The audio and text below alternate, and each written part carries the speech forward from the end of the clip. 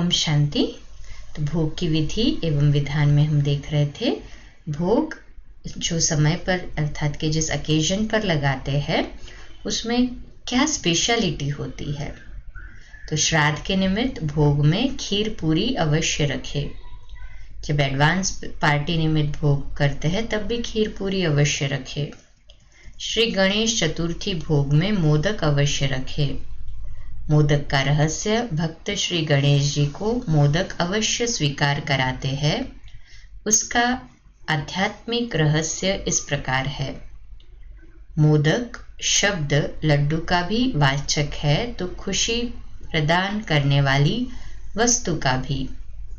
लड्डू बनाने के लिए भी चने को पीसना पड़ता है और भूनना पड़ता है, तब कहीं जाकर वो प्रिय पदार्थ बनता है। इसी प्रकार ज्ञानवान व्यक्ति को भी अनेक कठिनाई और संकटों से गुजरना पड़ता है। दूसरे शब्द में उसे तपस्या करनी पड़ती है। इससे उसमें अधिकाधिक ज्ञान का रस व मिठास पैदा होती है। तब वह स्वयं भी अवगुणों से मुक्त रहता है और दूसरों को भी मुक्त करता है।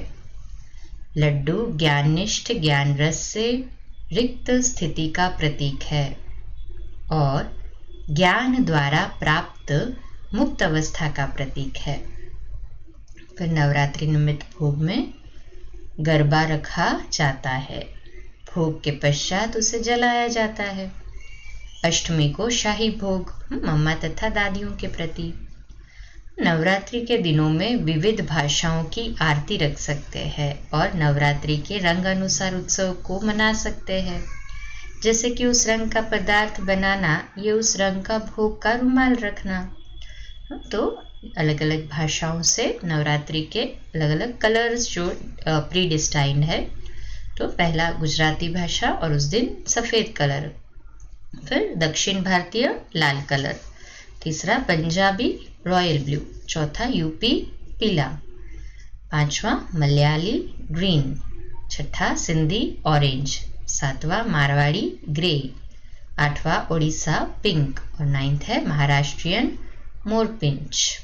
मोरपंखी कलर। दशहरा निमित्त भोग में गरबा रखा जाता है। भोग के पश्चात उसे जलाया जाता है।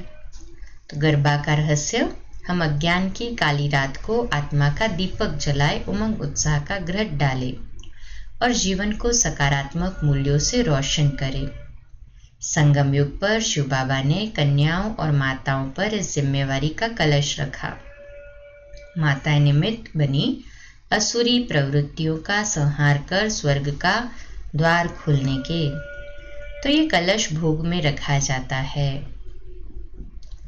फिर भोग लगाने की विधि, स्वच्छ टेबल हो, बाबा को भोग लगाने के बर्तन अलग हो, सभी ढक्कन वाली डिब्बियां हों, बर्तन साफ करके भोग उसमें भरे, सफ़ेद स्वच्छ भोग के रुमाल से उसे ढक ले। बाबा के रूम में बाबा के फोटो के सामने बैठे, टेबल पर टेबल क्लॉथ से कवर करके थाली रखे। फिर बाबा को इस तरह भोग स्वीकार कराए। एक चमकता हुआ दिव्य सितारा हूँ, पवित्र शुद्ध आत्मा हूँ। मेरे चारों ओर पवित्रता और शांति की किरणें फैल रही है। मेरे मस्तक से श्वेत पवित्र किरणें भोग की थाली में फैल रही है। अब मैं लाइट का शरीर धारण कर सूक्ष्म वतन की ओर जा रही हूँ, चांद तारों के पार जहाँ सफेद प्रकाश है। ज्योति स्वरूप परमात्मा ब्रह्मा की भ्रुकुटी के बीच विराजमान है। मैं भोग की थाली बाबा के सम्मुख रखती हूँ। प्राण प्यारे बाबा, आपने हमारी जन्म जन्मांतर पालना की है, हमें तृप्त किया है। आपका कितना न शुक्रगुजार हूँ बाबा।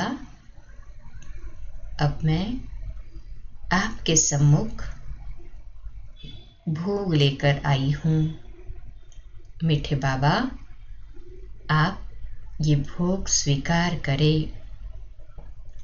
बाबा भास ना लेते हुए भोग की थाली को दृष्टि दे रहे हैं, उसे बहुत प्रेम से स्वीकार कर रहे हैं।